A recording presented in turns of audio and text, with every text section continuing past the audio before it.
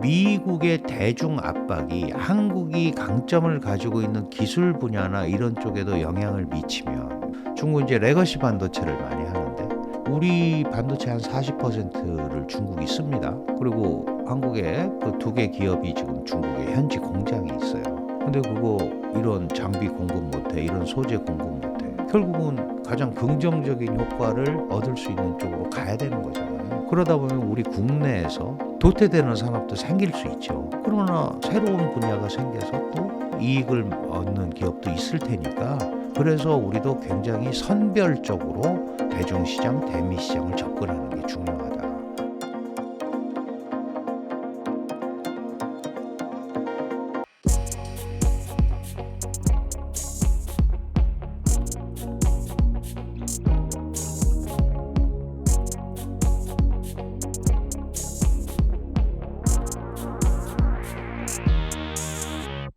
안녕하세요. 인터뷰 진행을 맡은 카프카입니다.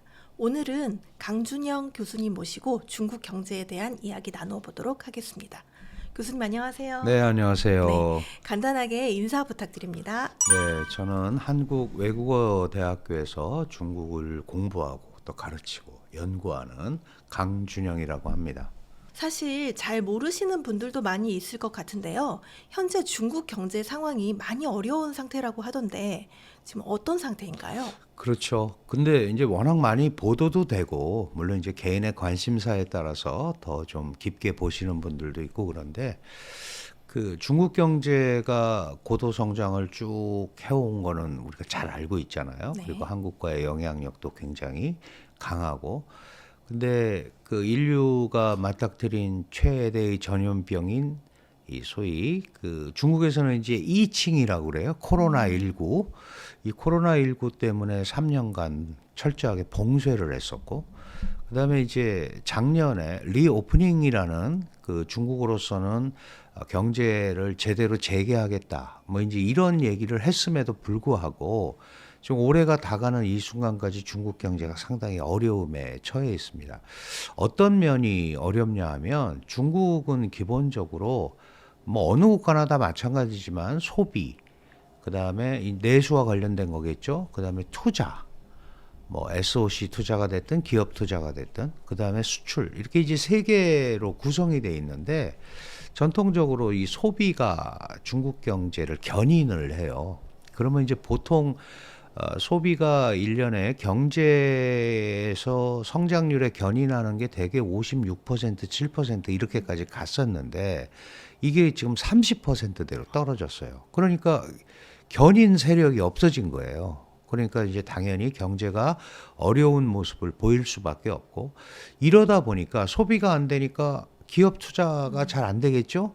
그리고 기업 투자도 가라앉고 뭐 정부는 SOC 투자나 이런 거를 정부는 여전히 금전적 여력이 있습니다. 그러니까 투자를 하지만 기업 투자가 잘 안 일어나고 있고 이제 그나마 중국이 나름대로 버티고 있는 것이 수출입니다. 중국은 세계 최대 제조업 국가이기 때문에 어쨌든 뭐 보조금을 주든 어떤 형태를 하든 수출 뭐 요새 밀어내기 수출한다고 그러잖아요. 그래가지고 뭐 세계 각국에서 많은 그 지탄을 받고 있고 또 제재도 받고 있는데 소위 경제 3주체가 뭔가 지금 불협화음이 일어나고 있는 상황이에요. 그런 소비 진작을 위해서 굉장히 애를 쓰고 있는데 잘 안 일어나다 보니까 중국 경제가 침체해 있는데 문제는 이제 중국 정부는 이게 문제가 없다. 정부 통제 범위 안에 있다라고 계속 주장을 해왔어요. 그러다가 이제 올해 들어서 이대로 가면 안 되겠다라는 생각을 하게 됐고 그래서 이제 공산당이 하는 회의가 있습니다. 20차 당대회 지금 회기 기간인데 그중에 이제 세 번째 열린 중앙위원회 회의에서 이걸 이제 20기 3중전회라고 하는데요. 여기에서 시진핑 중국 공산당 총석이죠. 먼저 행정 쪽에서는 국가주석이고 처음으로 중국 경제가 어려움에 처해 있다라고 이제 얘기를 하고 9월 24일부터 첫 번째 기존의 통제 범위에 있다고 하는 말이 무색하게 이제 소위 부양책을 내기 시작을 한 거예요. 그래서 지금 벌써 7번에 걸친 다양한 부양책이 나오고 있는데 그게 이제 시장에서 반응을 얻으려면 아직도 좀 시간이 걸리겠죠. 어쨌든 그렇게 경기가 좀 침체돼 있는 그런 상황이고 그 최근에 뭐 중국 다녀오신 분들은 다 이해하시겠습니다만 사람이 없습니다. 그 뭐 쇼핑몰이라든지 예전에 그렇게 북적거렸던 식당이라든지 이런 데가 사람이 없고 특히 외국인들이 잘 안 보인단 말이에요. 이제 이런 것들이 대표적으로 중국 경제의 침체를 좀 반영하는 거다. 최근에 우리 뭐 비자 면제하고 사실 뭐 우리한테만 한 건 아니고요. 일방적이지만 외국인들, 외국의 그 관광이나 이런 것들에 대한 비자를 면제한 이유도 더 많은 사람들이 중국에 들어와서 기본적으로는 내수 경기에 좀 보탬이 됐으면 좋겠다 하는 그런 뜻이니까 그럴 만큼 중국이 지금 경제적으로는 조금 급하다. 이렇게 이해를 하시면 됩니다. 네.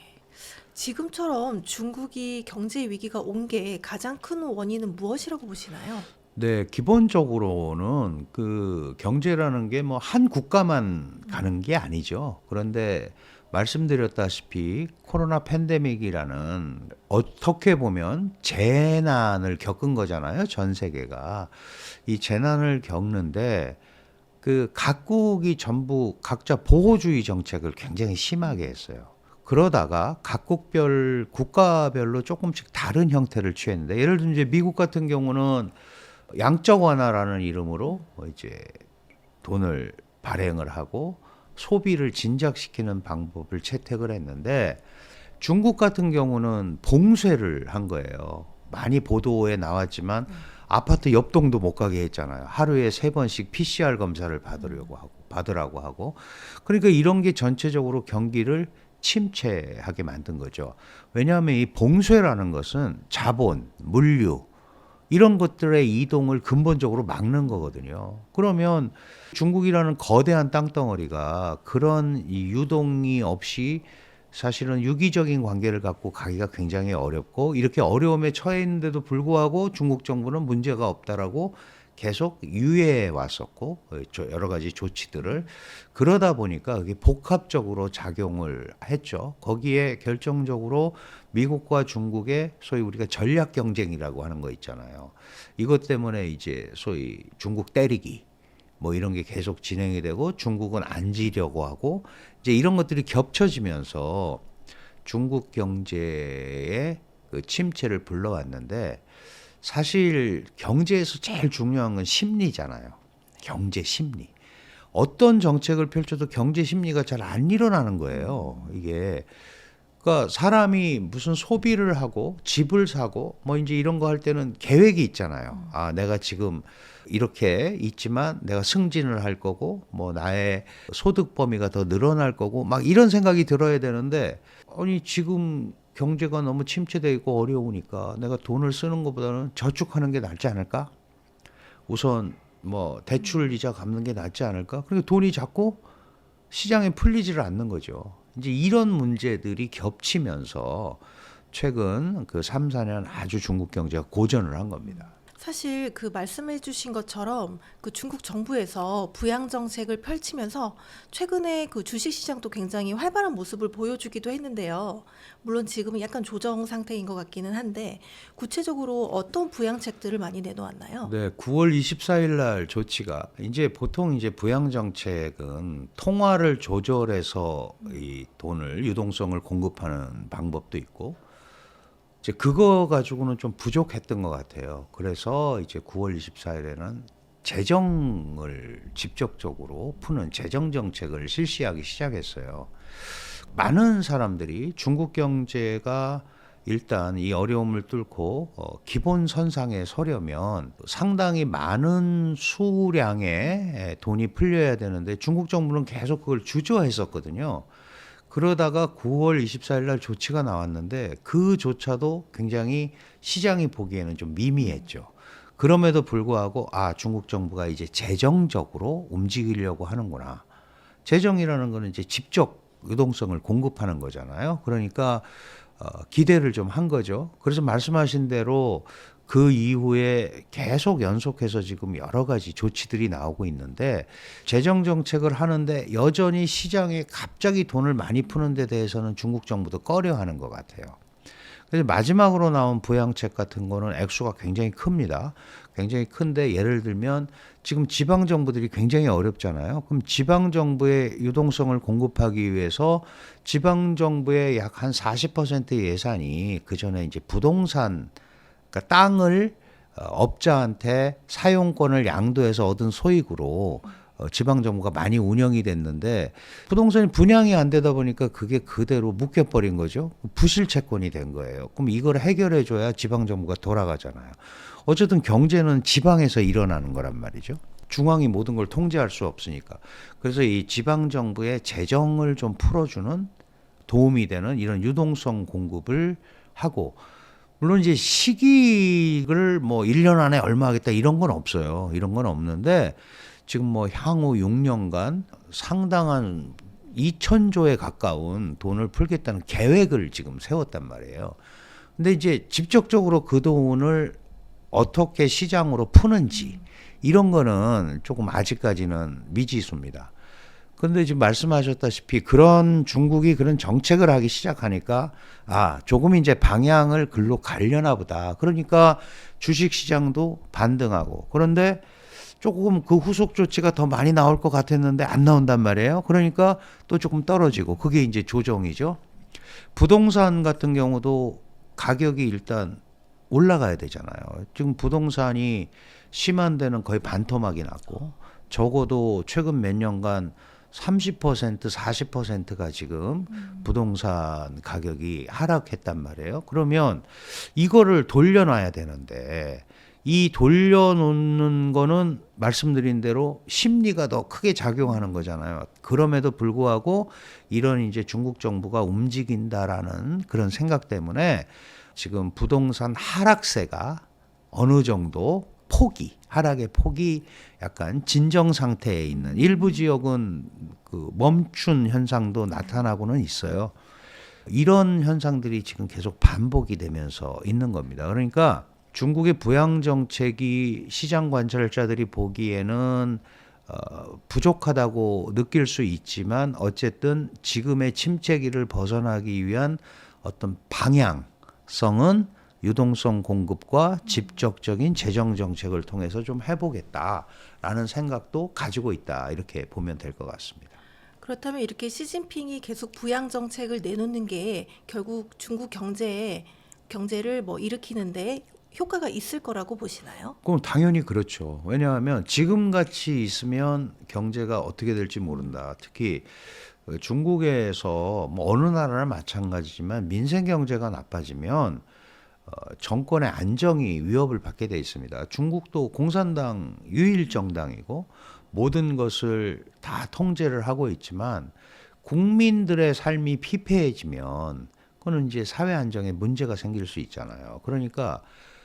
그런데 중국이 잘할 수 있는 것들이 이미 정해져 있잖아요. 갑자기 새로운 걸 하기는 어렵지 않습니까? 그러면 결국은 중국은 제조업, 이거를 좀 활성화시켜야 되고, 제조업을 활성화시킨다는 거는 거기에 그 더 많은 사람들을 취업시킨다는 거고, 취업을 하게 되면 급여를 받는 사람들이 생기고, 그러면 가처분 소득이 생기잖아요. 이게 이제 소위 중국이 얘기하는 선순환 구조예요. 그런데 이거를 갑자기 모든 분야를 한꺼번에 살릴 수가 없잖아요. 그러니까 그런 부분에 대해서 방향성을 분명하게 주는 거니까 이제 시장이 반응을 하고 국제 경제가 좀 좋아진다라는 생각이 들면 경제 심리가 좀 회복되지 않겠어요? 그리고 중국 내부에도 뭐 해외 투자자가 들어오고 이러면.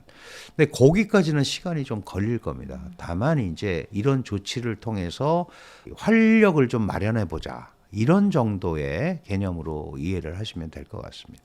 현재의 그 중국 경기 침체가 지금 약간 일본의 수순을 밟는 게 아니냐, 이런 의견들이 있던데 여기는 어떻게 생각하세요? 일본으로 대표되는 이제 장기 불황은 성장을 더 이상 하지 못하고 멈춘 다음에 정체기로 들어가는 거잖아요. 그 거품이나 이런 게 꺼지지도 않고. 이제 그런 면에서는 유사해요. 유사한데 문제는 뭐냐면 일본은 그 잃어버린 20년 뭐 이런 걸 만났을 때 최선진국까지 갔다가 그렇게 된 거고요. 중국은 지금 그 소위 선진국은 아직은 어렵잖아요. 그러니까 뭐 지금 작년 올해 소득도 한 12,900불 정도 1인당 소득으로 생각을 하는데 중진국 초입에 들어온 거란 말이에요. 뭐 초입은 조금 지났다고 할 수 있지만 그러니까 이 상태에서 아직 성장도 하지 못한 상태에서 멈추는 거하고는 좀 차이가 있죠. 왜냐하면 일본이 그렇게 멈출 때는 그 소위 해외 투자라든가 이런 것들이 확대되고 그런 것들에 대한 일본 내의 경제가 제대로 작동하지 못했기 때문에 그런데 중국은 아직 그렇게 보편적으로 그런 상황이 아닌데 성장하는 도중에 이렇게 멈추면 이 중국 경제에 상당한 재앙적 요소로 오지 않겠느냐라는 것 때문에 일본과 같은 장기 침체 이거를 걱정을 하는 거예요. 근데 일본은 아시다시피 상당한 원천 기술을 보유하고 있었고 기본적으로 침체에 빠졌어도 일본의 기술을 쓰지 않으면 안 되는 게 많았거든요. 근데 중국은 그런 건 아니잖아요. 물론 이제 중국 제품을 안 쓰고 살아갈 수는 없습니다. 메이드 인 차이나 없이 살아가기는 불가능해졌죠. 왜냐하면 중국 같은 경우는 거의 GDP의 40% 이상이 제조업에 투자가 돼 있어요. 그러다 보니까 당연히 전 세계 물건의 36%를 중국이 만들게 돼 있습니다. 그러면 물건 3개 중에 하나가 중국에서 만든 거라는 뜻이에요. 그리고 그것뿐만 아니고 글로벌 밸류 체인이라는 게 있죠. 공급망. 여기 공급망에 중국은 한 40%를 차지하고 있습니다. 어떤 물건을 만들면 그 물건이 메이드 인 차이나가 아니더라도 그 안에 중국적 요소가 40% 이상 들어가 있는 거예요. 그러니까 이게 바로 중국이 갖고 있는 강점이거든요. 제조업 강점. 똑같은 침체더라도 조금 분야가 달라요. 그래서 이게 이제 성장하는 도중에 문제가 생기면 돌파하는 거가 굉장히 어려워질 수 있겠다는 것 때문에 중국 경제 뭐 붕괴론이니 이런 것들이 많이 나왔던 거거든요. 그런데 중국 경제가 부동산 때문에 완전히 붕괴하거나 그러지는 않습니다. 왜냐하면 아직 여전히 정책 여력이 있으니까. 다만 그 시기가 너무 조금 늦었고 조금 일찍 하면 우리 그렇잖아요. 왜 뭐 호미로 막을 걸 가래로 막았다 그러듯이 하다가 조금 더 실기한 면이 있는 거 아닌가라는 것 때문에 지금 말씀하신 그런 얘기들이 나오는 겁니다. 네. 그렇다면 중국이 경제 회복을 함에 있어서 가장 큰 걸림돌은 무엇이라고 할 수 있을까요? 역시 내수가 진작되지 않는 거죠. 소비가 진작이 돼야 말씀드린 선순환 구조가 형성이 되고 중국이 가장 또 고민하고 있는 청년 실업률. 보통 우리가 이제 16세에서 24세를 청년들이라고 분류를 하는데 그 중에는 이제 대졸자도 있고 또 일반 청년들도 있어요. 어쨌든 사회가 제대로 기능을 하려면 그런 청년 세대들이 취업을 해서 경제를 순환시켜야 되는데 지금 그 부분이 딱 막혀 있잖아요. 그러니까 돈 쓸 사람이 없는 거예요. 아주 쉽게 얘기하면. 그리고 돈을 쓰기를 겁내하고 저축하려고 하고 뭐 저축률이 지금 거의 50%에 육박을 합니다. 그럼 보통 이제 우리가 뭐 선진국이 18%에서 20%, 우리도 저축을 좀 하는데 한 30% 정도 되거든요. 그런데 중국은 좀 써야 되는데 뭐 48%까지 이렇게 올라가고 있으니까 뭔가 많이 풀렸는데 왜 안 돌아가지? 이런 것들이 결국은 중국은 내수에서부터 움직여야 된다고 자신들이 생각을 하고 있잖아요. 그런데 그 부분이 안 풀리니까 정책적 효력이 잘 안 먹히고 있는 그런 상황입니다. 그렇다면 장기적으로 중국 경제를 어떻게 전망하세요?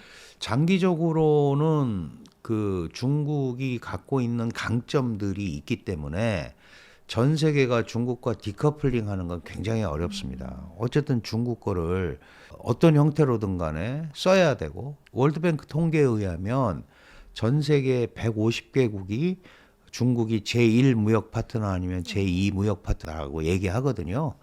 그러니까 중국 경제와 불가분의 관계를 맺고 있어요. 그러니까 이 부분에 대한 강점이 중국이 있기 때문에 이거를 적절한 정책적인 전환이라든가 이런 게 오면 뭐 과거와 같은 고도 성장 개념은 이제 어렵겠지만 나름대로 이 중국이 갖고 있는 이런 포션을 이용해서 일정한 그 역할은 충분히 할 수 있을 거고 무엇보다도 중국 정부 입장에서는 경제가 계속 이렇게 가면 말씀드렸다시피 사회가 불안해지고 중국이 전 세계에서 갖고 있는 국제 위상도 떨어지게 돼 있거든요. 그러니까 약간은 인위적인 수단을 계속 사용하더라도 중국 경제를 조금은 부양하고 정상 궤도를 찾도록 노력을 할 겁니다.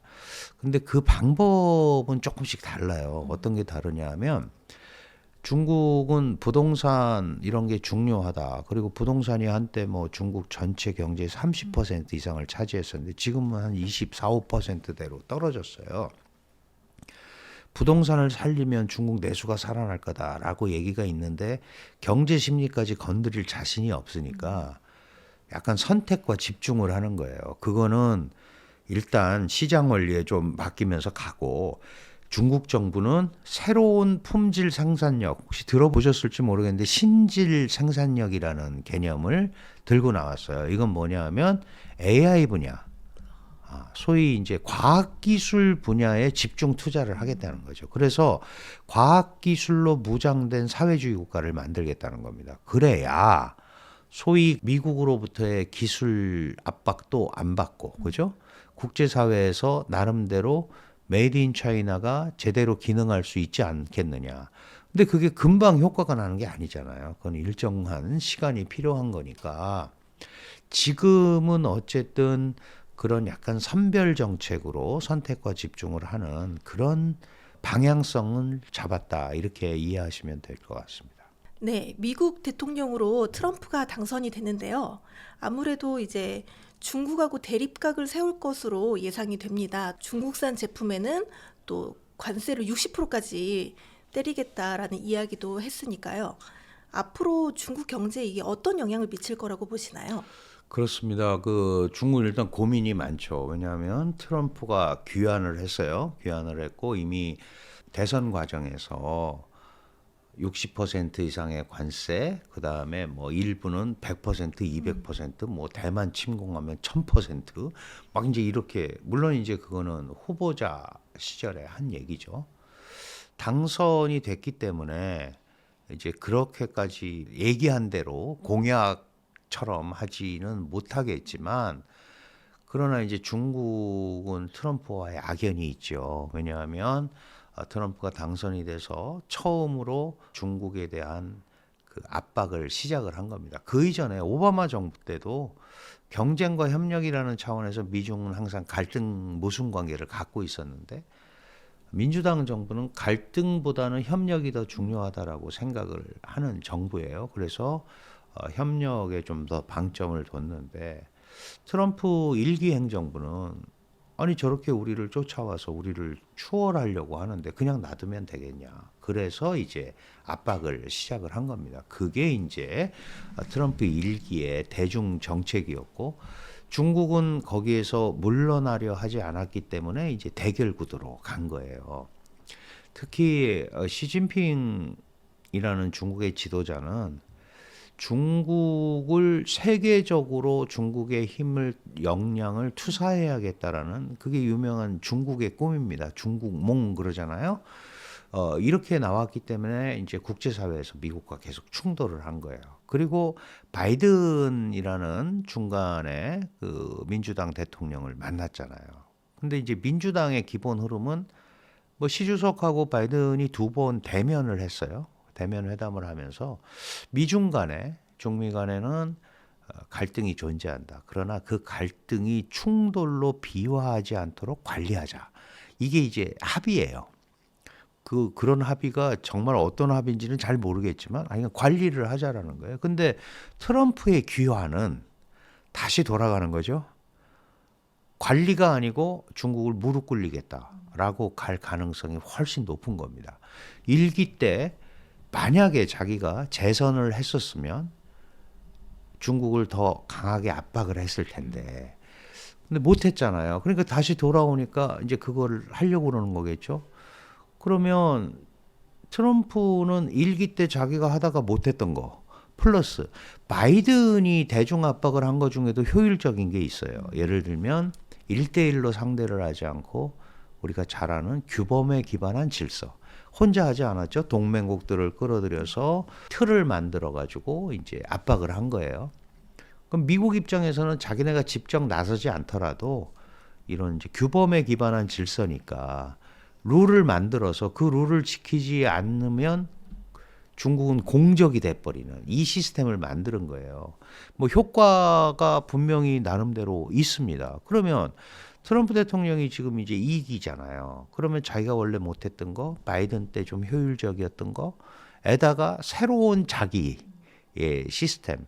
이러니까 중국으로서는 당연히 트럼프의 대중 압박은 강화될 것이다라고 생각을 할 수밖에 없고, 게다가 이번에 그 선거가 공화당이 대통령만 배출한 게 아니고 상원 하원도 다 장악을 했잖아요. 그러면은 이게 이제 입법이라는 절차를 통해서 강력한 법적 지원을 받게 돼 있잖아요. 지금 사실은 이제 뭐 여소야대 국회가 되거나 막 이렇게 되면 의회의 비준을 못 받는 경우에는 미국 대통령의 권한이 막강하니까 뭐 행정명령이라든가 이런 걸 통해서 막 하는 거거든요. 행정명령은 정권 바뀌면 얼마든지 뒤집어질 수 있는 거예요. 근데 이제 법적으로 의회를 통과를 하면 그런 게 어렵잖아요. 그러면 중국이 볼 때는 트럼프는 이전 트럼프보다 훨씬 세졌다. 그 슈퍼 트럼프죠. 슈퍼 트럼프 시대가 온 거다. 트럼프 2.0은 더 강력한 슈퍼 트럼프를 우리가 맞아야 할 수밖에 없다. 다만 그 지금 트럼프가 맞닥뜨린 환경이 예전 1기 때하고는 좀 달라요. 왜 그러냐면 지금 러시아 우크라이나 전쟁이 계속되고 있고 중동도 지금 불안하잖아요. 그러니까 이 과거에는 이렇지 않았거든요. 오바마 마지막에 아프가니스탄에서 철군하고 다른 특별한 일이 없었어요. 그러니까 뭐 김정은하고도 담판을 하겠다 이런 게 있는데 지금은 이게 지금 주변이 너무 복잡한 거예요. 그러니까 어떤 식으로 할지는 모르지만 중국이 판단할 때는 어쨌든 1기 때 못했던 거를 계속 해 나가고 그다음에 말씀하신 대로 관세를 부과한다고 했으니까 이게 더 어려워질 거다라는 생각은 분명히 하고 있는 것 같습니다. 그런데 이런 관세 부과가 이렇게 대규모 관세 부과가 실제로 현실 가능한가요? 그 사실은 이제 트럼프는 보편 관세도 얘기했어요. 네. 미국에 들어오는 거는 다 10%에서 20%까지 다 때리겠다. 그 바이든도 8월 1일부터 올해 8월 1일부터 네 가지 전략 산업을 콕 찍어가지고 뭐 태양광이라든가 전기차, 뭐 배터리 이런 거에 대해서 지금 관세를 부과하고 있거든요. 50%에서 100%. 그러니까 안 되라는 법은 없죠. 안 되라는 법은 없는데 폭을 어떻게 할지는 좀 더 이제 지켜봐야겠죠. 왜냐하면 모든 물건에 대해서 미국에 들어오는 모든 물건에 대해서 60% 이상을 부과하는 거 하고 바이든 같이 이제 전략 산업에 대해서 부과하는 거하고는 이제 분명히 차이가 나거든요. 그러니까 사실 60%가 굉장히 얼토당토하는 것 같지만 지금도 그 중국 제품이 미국 들어가는데 전체 관세율을 계산해 보면 한 25% 됩니다. 그러니까 뭐 죽어도 하지 말라는 법은 없죠. 근데 이제 트럼프도 그렇게는 하지는 않을 거예요. 예전에도 그렇게 했는데 그때도 뭐 50% 이상 관세 부과한다고 사실은 한 20% 부과하고 이제 트럼프 특유의 방식이 있죠. 이렇게 할 테니까 우리 거 좀 사줘. 네. 이런 거를 하는 거예요. 그러니까 이번에도 그런 식으로 할 가능성이 있는데 어쩌면 중국은 그런 거를 더 선호할지도 몰라요. 여럿이 스크럼 짜가지고 중국을 압박하는 것보다는 1대1로 워낙 또 트럼프가 탑다운 방식을 좋아하잖아요. 그러니까 주요 핵심 문제에 대해서 양국의 정상이 만나서 흐름을 얘기하고 뭐 이러면은 혹시 공간이 좀 더 있을 수도 있지 않겠느냐라는 생각을 하는 것 같아요. 그리고 이미 기정사실이 됐으니까 이미 이제 내년 1월이 되면 트럼프 2.0이 출범한단 말이죠. 그럼 거기에 맞춰서 이제 작전을 짤 거고 실제로 뭐 언론에서는 민주당 해리스 후보가 유리하다 막 이제 이런 얘기가 많았고 아마 뭐 미국 언론의 희망사항이었을 수도 있지만 사실은 해리스가 대통령이 되면 민주당 정권을 계승할 거기 때문에 그 원래대로 그냥 큰 흐름으로 가면 되는데 트럼프가 온다라는 거는 바이든의 그림자 걷어내기잖아요. 그러면 상당히 바이든 행정부와는 다른 모습으로 중국을 상대할 거다라고 생각을 해서 실제로 트럼프가 됐을 경우에 대한 준비를 많이 했고 한 걸로 알고 있습니다. 그래서 이제 아직은 미국이 그 어떤 정책을 지금은 바이든 행정부니까 아직 안 나올 거 아니겠어요? 그러니까 지금은 약간 관망하면서 많은 외신이나 이런 데서 물어보죠. 당신들은 트럼프 대통령의 당선에 대해서 어떻게 생각하느냐.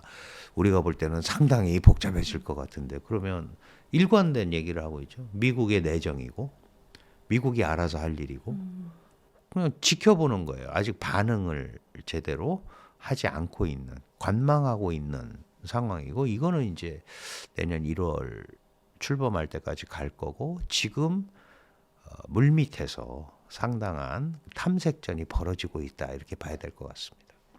미국에서 강하게 이렇게 끝까지 나올 때 중국도 가만히 있지만은 않을 것 같은데요.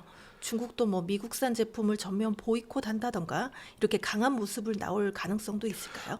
전혀 없다고는 할 수 없습니다. 그런데 이제 중국은 말씀드렸다시피 글로벌 밸류 체인이나 전 세계 제조업의 한 36%를 차지하고 있는 상황이기 때문에 수출길이 막히잖아요. 그렇게 강대강으로 가면. 그러면 그 이제 전략적으로 계산을 해봐야겠죠. 어느 게 난지. 그래서 그런 극한 충돌은 좀 피하려고 할 거다라는 생각이 들고 사실 바이든이 8월 1일부터 이제 전략 산업에 대한 중국 제품에 대해서 이 관세를 부과를 했고 그런 것들이 사실 EU에게도 연결이 돼서 EU도 중국산 전기차에 대해서 43% 관세를 부과했거든요. 그거 굉장히 센 거예요. 옛날에 100원짜리가 143원이 되는 거잖아요. 그러면 소비자한테 오면 더 커지잖아요. 그러니까 그 트럼프가 정말 저렇게 할까라고 이제 생각을 하다가도 그렇게 비싸게 미국에 수입이 되면 그게 이제 미국의 인플레이션을 자극하는 근원 인플레라고 그러잖아요. 그게 미국에 유리할까? 그리고 그거 하려면 약간 약달러 체제로 가야 되는데 강달러에서 저게 가능할까?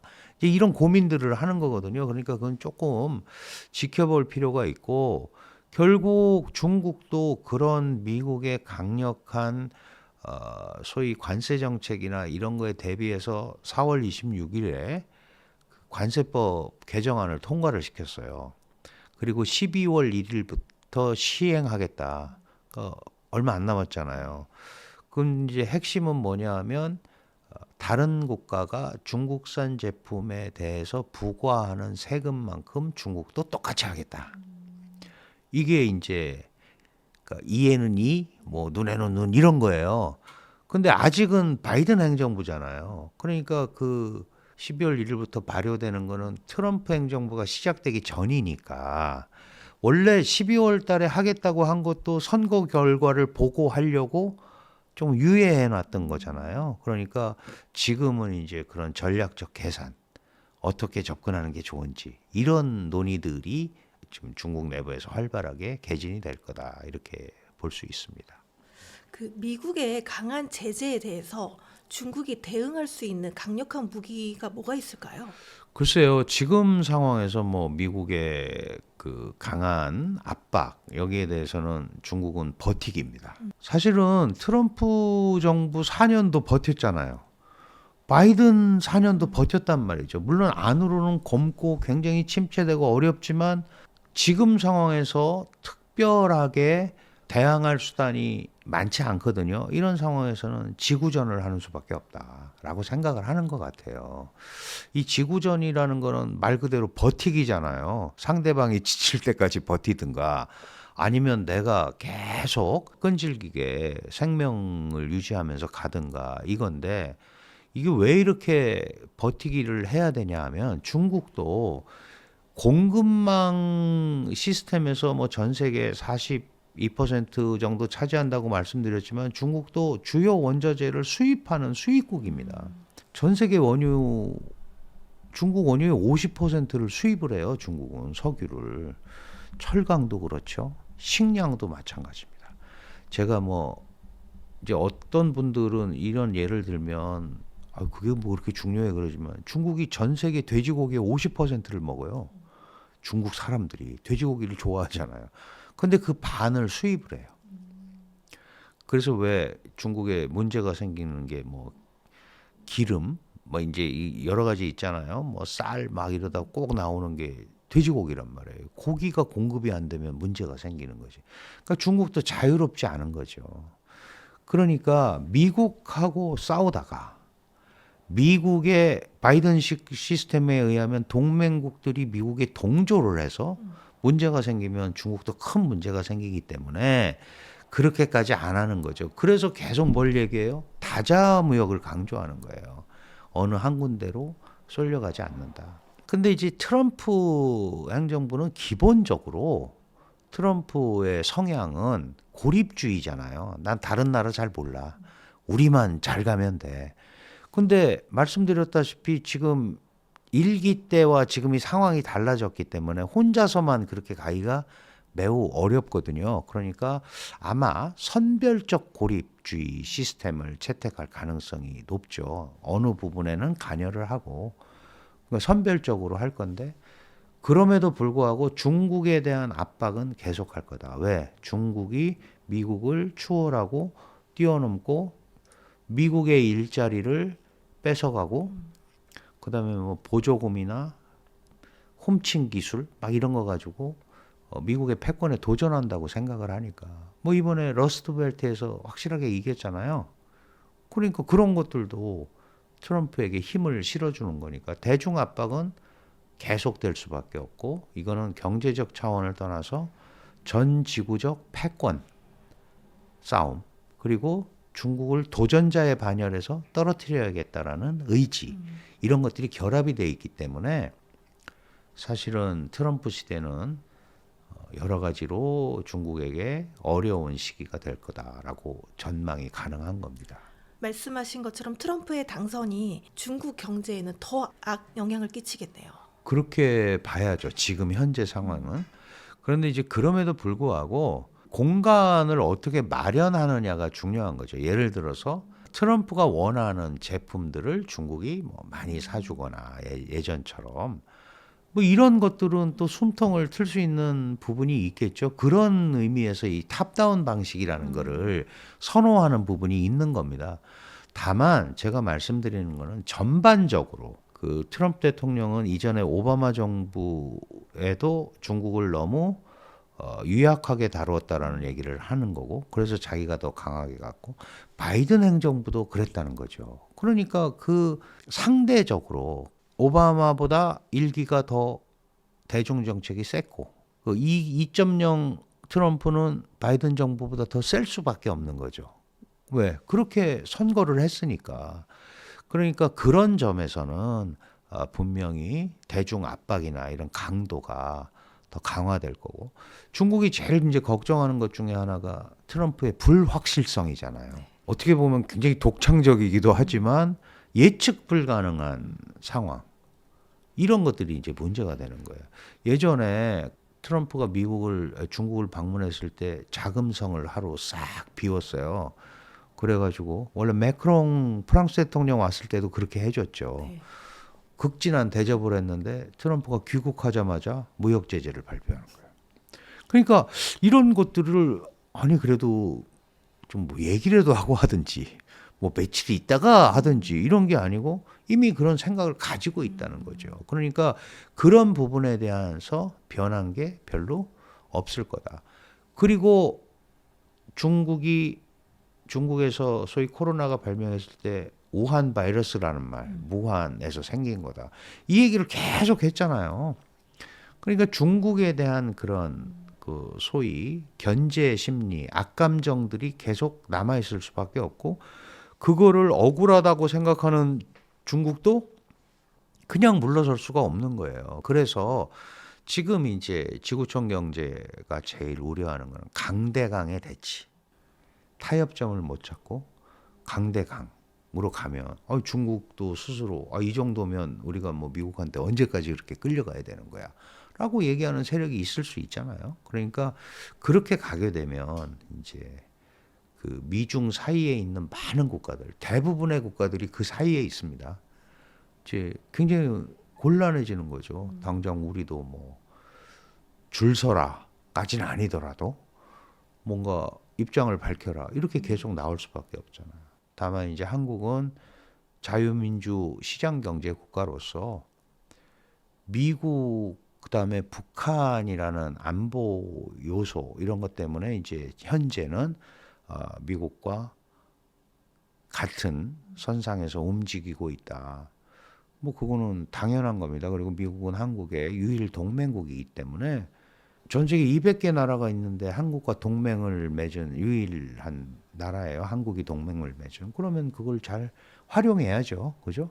이제 그런 차원에서 이념적인 문제가 아니고 안전을 보장하고 움직이기 위한 시스템으로 우리는 그렇게 섰기 때문에 체제와 가치가 다른 중국과 보폭을 완전히 맞춰서 간다? 그건 어렵잖아요. 그러니까 좀 분리해서 생각을 해야 될 것 같습니다. 그렇다면 중국이 그 미국과의 관계에 있어서 우위를 점하기 위해서 뭐 러시아나 아시아, 아프리카 국가들과 연대를 강화할 가능성은 어떻게 보시나요? 그건 충분히 있다고 봐야죠. 왜냐하면 올해 그 3월에 전국인민대표대회가 열렸고 본래 총리가 기자회견을 하는데 이번에는 정치국원이면서 외교부장을 겸직하고 있는 왕이 외교부장이 소위 기자 간담회를 했어요. 그때 뭘 얘기했냐면 중국은 앞으로 글로벌 사우스 국가, 그러니까 이제 옛날에 우리가 제3세계라고 불렀던 데예요. 글로벌 사우스로 분류된 나라가 한 120개 나라 정도 돼요. 그러니까 뭐 대부분이죠. 그죠?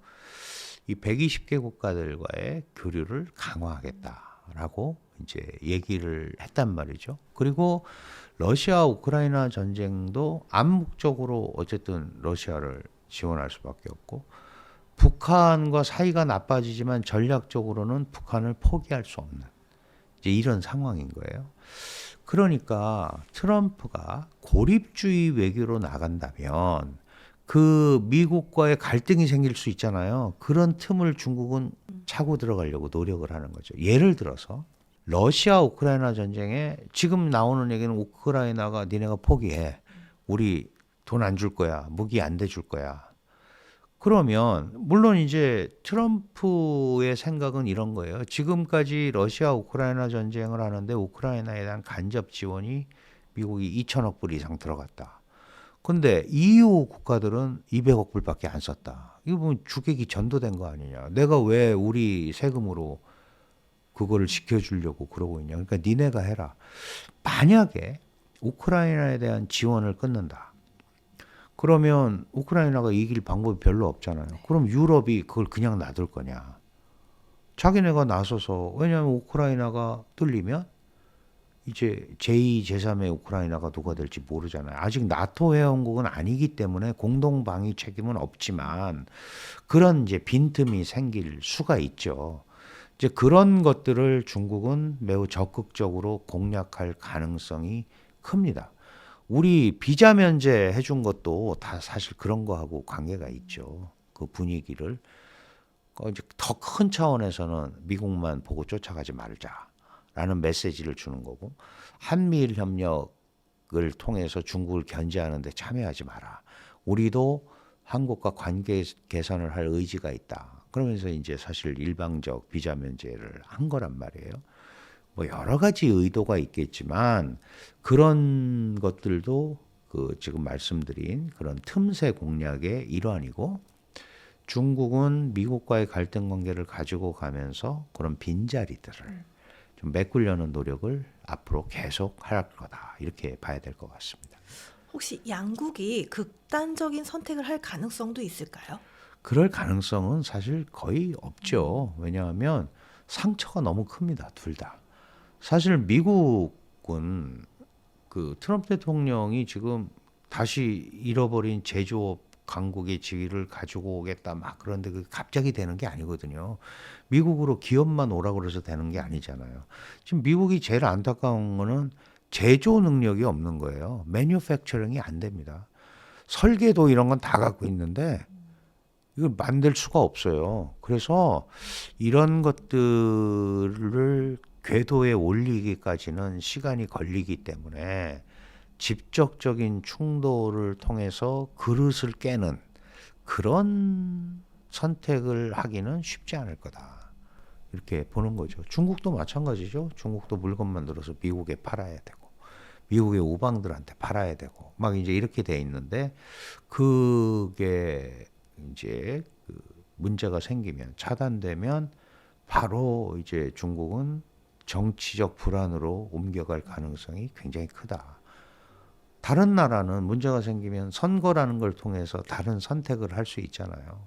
근데 중국은 그걸 할 수가 없는 거예요. 그러니까 공산당, 중화인민공화국을 이끌고 있는 유일 정치 실체인 공산당이 사전에 문제가 안 생기도록 잘하고 막 이런 것들이 필요한 거거든요. 그러니까 그게 생각같이 쉽지를 않기 때문에 뭐 직접 강대강 대결을 바로 이렇게 움직이거나 그러지는 않을 것 같습니다.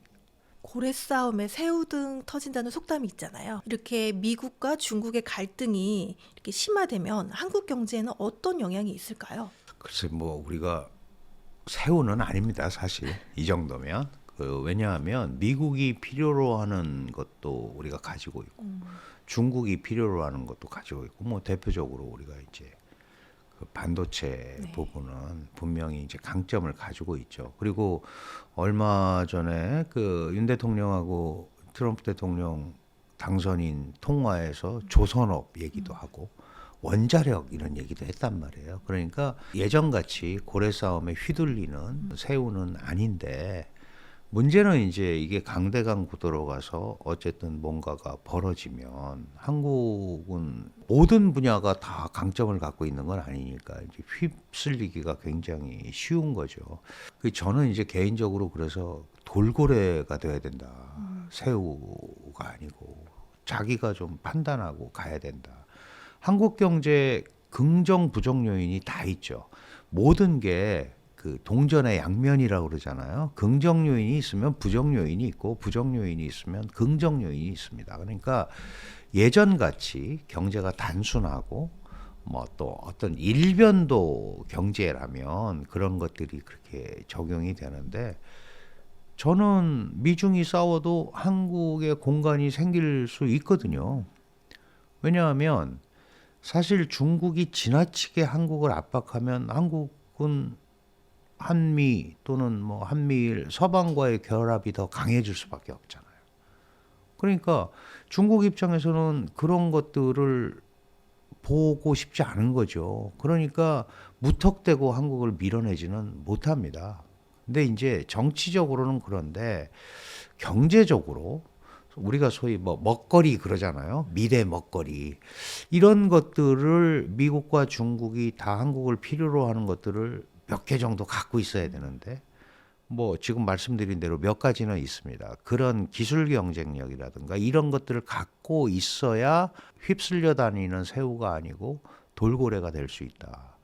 그런 생각을 하면서 접근해야 되지 않을까요? 그리고 제가 이제 뭐 세세하게 무슨 업종별로 이렇게 말씀을 드릴 수는 없지만 장점이 있는 강점이 생기는 분야도 있고 아닌 분야도 있고 이제 이런 것들이 구분이 될 수밖에 없다. 그러니까 우리가 보통 중국 시장을 볼 때도 예전 같은 뭐 제조업 시장이냐 아니면 공급망으로서의 시장이냐 아니면 정말 우리 물건을 팔아야 되는 소위 소비 시장이냐 이런 거를 이제 구분을 해야 되잖아요. 중국이 다 따라왔고 일부는 한국을 추월해 있는 상황에서 중국보다 못한 기술을 가진 업체들이 중국에서 살아남겠어요? 그건 안 되는 거잖아요. 그리고 그런 건 포기해야죠. 예를 들면 그러니까 그런 식의 접근을 해야 한국 경제에 공간이 생긴다.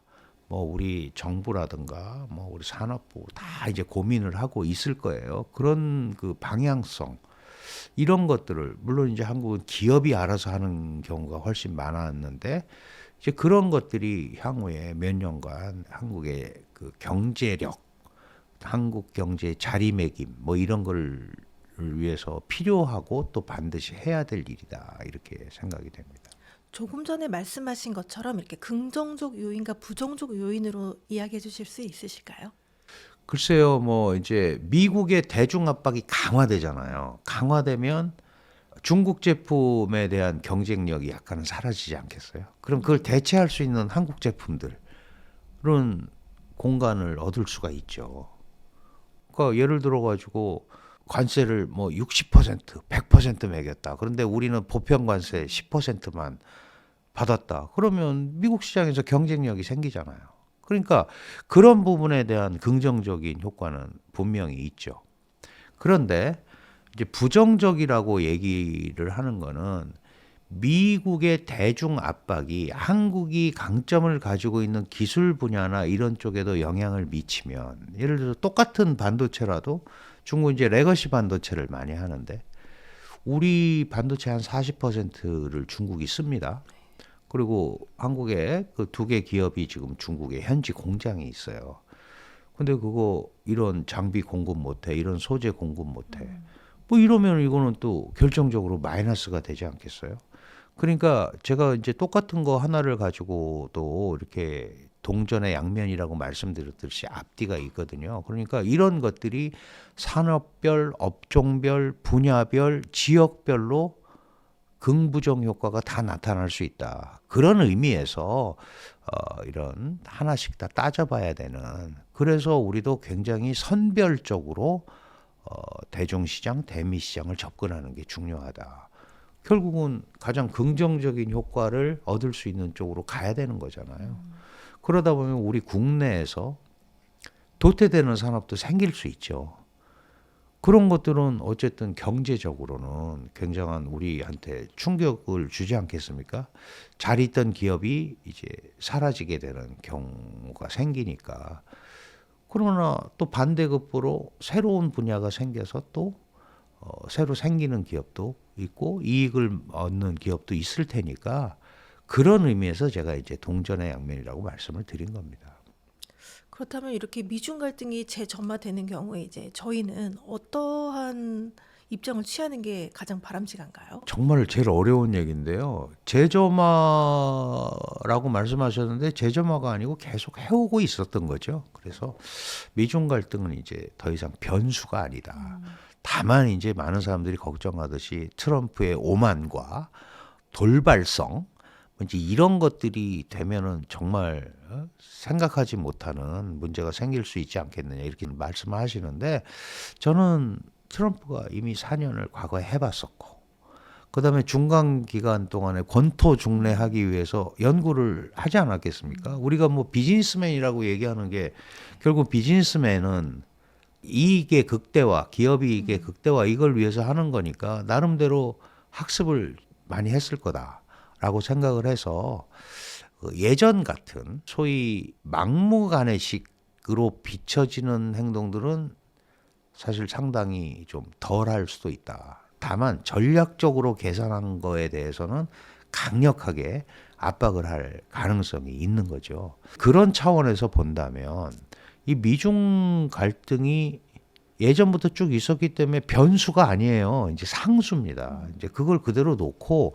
그럼 한국이 어떻게 할 거냐. 결국은 지금 상황에서 할 수 있는 건 적어도 경제적 차원에서는 미국한테도 할 말을 해야죠. 중국한테도 할 말을 하고 가는 게 제일 좋은 거다. 예를 들면 이제 이런 겁니다. 바이든이 칩4라는 거를 했어요. 그죠? 소위 반도체 공급망 협의체고 중국 같은 데서는 그거를 반도체 동맹이라고 얘기합니다. 미국, 일본, 한국, 대만이 똘똘 뭉쳐가지고 중국을 압박하는 도구로 쓴다. 그런데 사실은 그거를 소비하는 데는 중국이 제일 많이 소비해요. 내치서 생산만 열심히 해내면 뭐합니까? 팔아야 되잖아요. 사실 대만의 TSMC도 남경에 공장이 있습니다. 그럼 거기도 중국한테 팔아야 되는 거예요. 그렇다면 우리가 물건을 만들기 위해서 미국의 원천 기술, 장비, 일본의 소재, 부품 이걸 받아와야 되는데 그래서 만들었어요. 미국이 다 소화해 줄 수 없잖아요. 그럼 우리가 팔아야 되지 않습니까? 그럼 그런 얘기를 해야 되는 거죠. 지금 뭐 반도체는 그렇게 보통 얘기합니다. 뭐 전 세계 반도체 40%를 중국이 쓰고 27% 정도를 미국이 소비한다. 그런데 둘 다 반도체를 하이엔드 반도체를 못 만든다. 레거시 반도체는 중국이 수출도 많이 합니다. 뭐 러시아에도 팔고 막 이러거든요. 그러면 지금의 이제 경쟁이 생기는 거는 예를 들어서 7나노, 5나노, 3나노, 지금 뭐 1.7나노 경쟁을 하고 있는데 이런 거는 중국이 못 따라오거든요. 그럼 그런 거에 기술적 강점을 계속 유지하면서 이걸 하기 위해서 어떻게 해야 된다라는 우리의 입장이 있잖아요. 그런 것들을 미국이나 중국한테 다 얘기를 해야 되는 거죠. 지금 IRA라는 바이든 행정부의 법체계에 따라서 한국의 반도체 기업이나 배터리 기업들이 미국에 엄청나게 투자를 했단 말이에요. 그럼 트럼프는 왜 돈을 주고 오라고 그래? 보조금 주고 오는 거잖아요.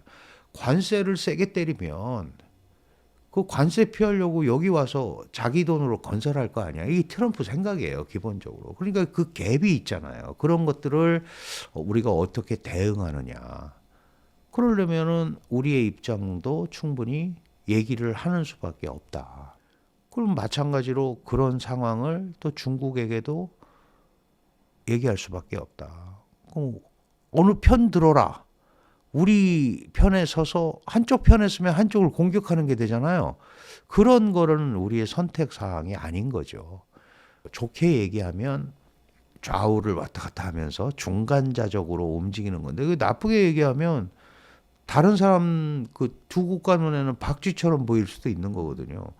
그러니까 그렇게 안 보이려면 확고한 기술적 우위를 가진 분야를 많이 만들어야 되고 거기에 관해서는 미중에게도 충분히 우리의 입장을 얘기하면서 가는 게 제일 좋다라고 저는 생각을 합니다.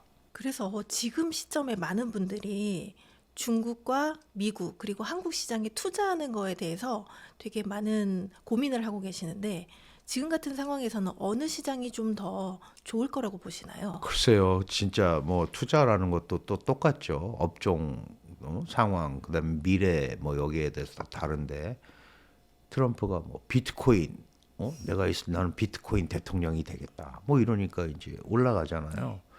조선업도 지금 막 그렇게 올라가잖아요. 그래서 그게 어떤 뭐 분야나 이런 것들을 가지고 얘기하기는 어렵지만 예를 들어서 미국은 제조업의 부흥 이런 것들을 많이 신경 쓰고 있잖아요. 그러니까 그런 쪽에 아무래도 정책 우선순위가 갈 수밖에 없는 거지 않습니까? 그러면 이제 그쪽이 아무래도 다른 분야보다는 투자의 어떤 범위나 적용성이 더 클 수밖에 없고 중국 같은 경우는 모두에 말씀드렸습니다마는 이 과학기술에 지금 목숨을 걸었단 말이죠. 그럼 과학기술 분야 우리가 보통 얘기하는 AI라든가 로봇이라든가 이런 거 원래 중국이 세계 최강이에요. 이런 부분들은 계속 발전을 시키지 않으면 중국적 가치를 구현하기가 굉장히 어려워요. 그러면 그런 거는 그런 쪽으로 계속 움직일 수밖에 없는 거죠. 한국 같은 경우는 지금 사실은 이제 가운데에서 이게 어떻게 해야 되느냐, 뭐 특별한 강점을 갖고 있는 게 몇 개 안 되는데 그런데 미중에 다 역할을 할 수 있는 분야가 아무래도 한국에도 강점이 되겠죠. 이제 그런 것들을 업종별 분야별로 조금 서칭을 해서 접근을 하는 게 좋지 않을까 이렇게 생각을 합니다. 어쨌든 미국은 강한 미국, 빼앗긴 제조업 뭐 이런 거를 글쎄 100% 찾아오기는 어렵겠지만 다시 만들어 보려고 하는 거고, 중국은 기존의 제조업 강점에 과학기술로 무장된 사회주의 건설에 또 올인을 하고 있는 거고, 우리도 이런데 안 뒤처지기 위해서 한국이 갖고 있는 몇 가지 특정 분야, 이거는 앞으로 계속 갈 수밖에 없잖아요. 뭐 반도체 분야, 조선 분야, 디스플레이, 배터리 같은 경우도 이제 한국은 3만 개 배터리라고 그래서 중국하고 좀 다릅니다. 그죠? 리튬 이온 배터리하고 다른데 이것도 안정성이나 이게 더 기술 수준이 높은 거거든요. 근데 문제는 이제 이 배터리의 원자재 상당히 많은 희토류가 들어가는데 우리가 또 중국에서 공급을 받잖아요. 그러니까 이런 그 안에 내부적으로 복잡하게 얽혀 있는 이런 관계들을 잘 분석을 해서 투자를 해야 되지 않나 이렇게 생각을 합니다. 아무래도 한국이 중국의 영향도 많이 받고 미국의 영향도 많이 받아서 이런 또 국제 정세에 대해서 관심이 있으신 분들이 많으신데 앞으로 조금 더 눈여겨봐야 될 포인트들이 있을까요? 그 미중 갈등이 이제 변수가 아니고 상수라고 그랬기 때문에 늘 미중 간에는 저러한 경쟁이 벌어질 수밖에 없다. 미중이 과연 종착점이 어디로 갈 거냐 사실 아무도 알 수는 없죠. 진짜로 전략 경쟁을 하면서 갈 건지 전략 타협을 하면서 갈 건지 어느 한쪽이 질 건지 알 수는 없잖아요. 그러니까 이도저도 아니게 그냥 경쟁적 공존 뭐 이렇게 갈 수도 있는 거고. 근데 그거를 아무도 알 수는 없습니다. 알 수는 없는데 우리는 어쨌든 그 제도적으로는 시장, 민주, 개방 이런 쪽은 미국과 같이 가는 거가 더 맞는 거죠. 근데 이제 시장 성분 그리고 특히 시장에 있어서의 교류 물론 이제 중국이 한때 뭐 25%까지 갔다 지금은 한 17, 8%까지 떨어졌는데 그것도 굉장히 큰 거잖아요. 그럼 이런 것들을 유지하면서 경제 발전을 계속 하는 게 중요한 거 아니겠습니까? 그러면 경제 발전을 위해서는 중국을 절대로 멀리 할 수가 없는 거예요. 그거는 그럴 필요도 없는 거죠. 많은 분들이 중국하고 딱 끊고 딴 데랑 가면 된다라고 생각하실 분들도 있지만 끊어서 우리한테 플러스가 뭘까? 그 중국을 대체할 수 있는 뭐가 있는데 우리가 방향을 바꾸는 건지 그냥 중국 하지 마 그러니까 안 하는 건지 그거는 우리가 판단을 해야 될 문제잖아요. 그래서 저는 이렇게 말씀을 드리는 거예요. 중국이 붕괴돼서 잘못돼서 우리한테 좋은 점이 과연 뭐고 나쁜 점이 뭔지를 생각은 해봐야죠. 그 지금 이제 그런 말씀을 하시니까 맹목적으로 휩쓸려서 보지 말자라는 말씀을 드리고 싶은 거예요. 중국이 가지고 있는 강점도 우리가 이용할 수 있는 부분이 있고 아닌 부분이 있는 겁니다. 중국 기술이 더 센 거는 우리가 배워올 수도 있는 거죠. 그걸 꼭 뭐 나쁘다고 할 수는 없잖아요. 로봇 강력합니다. 다른 나라가 따라오질 못해요. 그러니까 이런 것들 드론도 그렇고 드론이 처음에는 그냥 뭐 사진 찍는 거 그러지만 지금 러시아 우크라이나 전쟁은 드론전이에요. 드론 갖고 전쟁하잖아요. 그러니까 그게 꼭 무슨 완성품의 개념이 아니고 그 중에 어떤 부분에 대한 우리가 기술적 강점을 갖고 있거나 그런다면 얼마든지 꼭 뭐 무기 이런 개념이 아니고 이 밸류 체인에 들어가서 공급망 체인에 들어가서 기능을 할 수가 있기 때문에 쟤랑은 안 해. 여기랑 해야 돼. 이렇게 일방적인 관점으로 결론을 내리시지 않으셨으면 좋겠다라는 말씀을 드리고 싶습니다. 사실 현재 지금 한국 경제가 그렇게 좋은 상황은 아니잖아요. 그리고 물론 중국도 그렇지만 중국도 경기 부양책을 많이 시행하고 있고 미국도 경기 부양책을 계속 시행할 계획인데 한국에도 그게 경제 상황에 좋은 영향을 미칠 수 있을까요? 그 부양책을 한다라는 거는 경기를 활성화시키는 거니까 어쨌든 유동성이 공급이 되고 발전 방향성을 주는 거니까 미국과 중국이 경기 부양을 위해서 애를 쓰면 우리가 이제 미국 시장을 대상으로 하고 있는 한국은 나쁠 거 하나도 없죠. 다만 경쟁 구도는 더 강화가 되겠죠. 그런데 이제 말씀드렸다시피 트럼프식 대중 압박 형태가 어떻게 나오느냐에 따라서 우리한테 플러스 요인이 더 있을까? 아니면 또 아까 말씀드린 대로 기술이나 이런 부분에 대한 제약이 마이너스적 요인으로 더 크게 작용할까? 이거는 좀 더 이제 지켜봐야 되는데 어쨌든 전 세계 지구촌 경기 활성화라는 차원에서 보면 미중이 지나친 결사 대결 이런 거를 좀 지양을 하고 분위기를 국제 경제 어떤 활성화를 위한 분위기를 만들어가는 거는 통상 국가인 대한민국한테는 굉장히 중요한 개념이다 이렇게 말씀을 드릴 수 있습니다. 네. 오늘 정말 소중한 시간 내주셔서 너무 감사드리고요. 마지막으로 성공의 진심인 구독자분들께 한 말씀 부탁드립니다. 글쎄요, 제가 뭐 그런 말씀드릴 자격이 있는지는 모르겠지만 우리가 워낙 정보의 홍수 시대에 살다 보니까 이제 희망사항이라든가 기대, 자기 확증 이런 것들로 흘러가는 게 너무 많은 것 같아요. 좀 다양하게 보시고 조금 객관적으로 바라보는 자세를 갖는 게 굉장히 좋지 않을까. 그런 것들을 충분히 숙지한 다음에 결정은 항상 본인이 하는 거잖아요. 그러니까 어떤 결정이나 이런 걸 하시기 전에 조금은 더 객관적으로 여러 가지를 보시면서 판단하는 기초를 가지시는 게 훨씬 중요하다. 그런 말씀을 조언도 아니고요. 그냥 그런 말씀을 드리고 싶습니다. 네, 오늘 소중한 시간 내주셔서 감사합니다. 네, 고맙습니다. 네.